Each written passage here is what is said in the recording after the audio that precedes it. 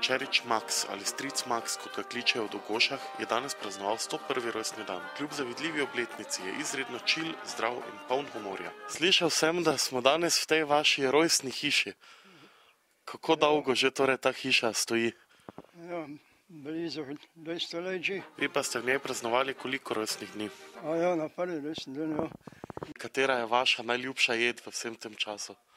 Jed? Kaj še danes mogoče radi pojeste? Ja, na naše skoro mleko. Tisto je bolj noter vidi, če je kaj druga noter. Mleki. Kaj na primer? Na naše venče so žganke noter. Tisti so bolj masne, naj pa bolj gladko grejo po krofu. Kak je ajdovi ali koruzni?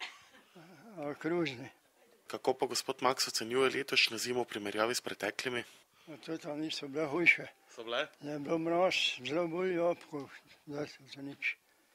Pa snega je bilo skoraj meter, ne? Prej tenkrat, ne? Zdaj tak nič. Te se še na nogah še mogo imeti rokavice gor. Receptov za dolgo življenje je več, večinoma priporoča čim manj stresa. Glede na to, da smo v volilnem letu, kako bo kaj s stresom letos in če mislite, da bomo tudi mi dočakali tako visok jubilej kot stric Max? Jaz za sebe verjamem, da ne bom dočakal take starosti. Želim pa si, ali pa upamo lahko vsi, ljudje, ki so v svojem življenju veliko trpeli, dali vojne skozi, tudi čakajo veliko starost.